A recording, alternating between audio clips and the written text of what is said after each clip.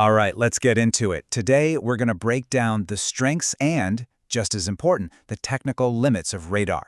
This is really essential stuff if you want to understand how armed forces keep a constant watch over our borders. And that's not science fiction, That's the everyday reality of radar. But here's the thing. Even with this kind of supervision, it still has its own set of rules. It can be totally blinded by a simple hill, tricked by enemy signals, or, and this is a weird one, it can become blind to something that's way too close. So what is radar at its core? Well, it's really all about extending our own natural senses, right? Specifically, our vision. Just think of it as this incredibly powerful tool that can do things the human eye just can't. Okay, let's break down its incredible advantages. First up, you've got its broad coverage. One of its biggest strengths is its sheer scale. We're talking about observing an entire hemisphere all at once. Next, there's object recognition. It's not just seeing a blob out there. It can actually detect, track, and even identify moving objects. It tells you exactly what you're looking at.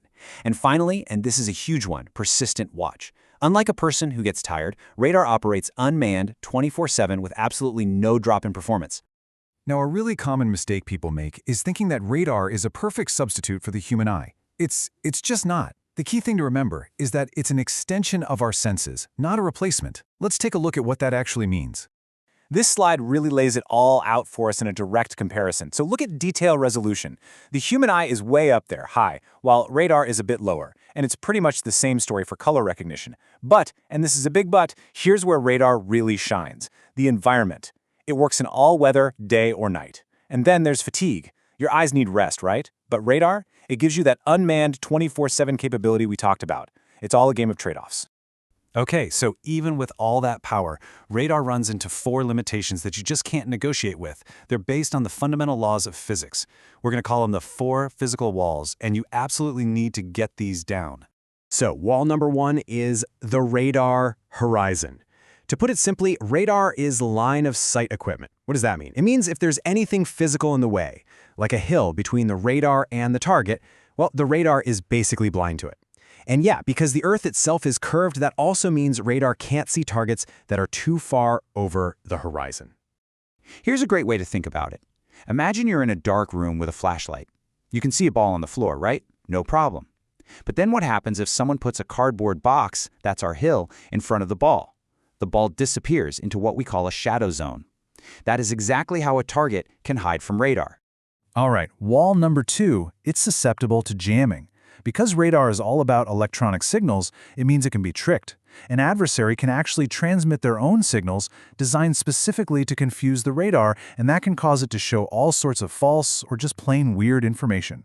And our third wall, that's the effects of noise. Now this one's different. Jamming is an external threat, right? This one is internal. The radar system actually generates its own electronic noise. This can mess with the real signals and make false targets pop up on the screen when there's absolutely nothing out there. And that brings us to our 4th and final wall. And honestly, this one's kinda weird. It's pretty counterintuitive. Minimum range. You can think of it as a close-up blind spot. Yeah, you heard that right. A radar can actually be completely blind to something that is too close. And this whole limitation is tied directly to how powerful the transmitter is. So you're probably asking, how does that even work? Let's break down the logic. So to see farther away, a radar needs more power. Simple enough. But that high power means it needs a longer pulse. Think of it like the radar has to spend more time shouting. Now here's the critical part. While it's shouting, it can't listen for the return signal.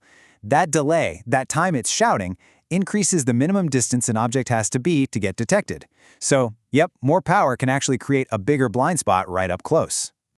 Okay, so that covers the core concepts. Now, if you're studying for an exam or you just want to make sure all this stuff really sticks, let's do a quick 1-minute recap of the big takeaways. So, let's wrap this up. Radar gives us this massive advantage, right? 24/7 unmanned coverage over a whole hemisphere, and it can recognize objects. But you always have to remember its 4 unbreakable walls. Wall 1, the radar horizon. It's limited by line of sight, by hills, and the curve of the Earth. Wall 2, jamming, where the enemy can send signals to trick it. Wall 3, noise. That's the internal static that can create false targets.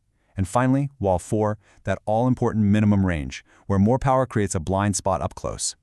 So to connect all these dots, I'm going to leave you with a final thought, a question to chew on. If we crank up the power on a radar so we can see things farther away, how might that actually make us more vulnerable to an enemy drone that's flying really, really close to us? Think about that relationship we just talked about between power and that close-up blind spot. That's all for now.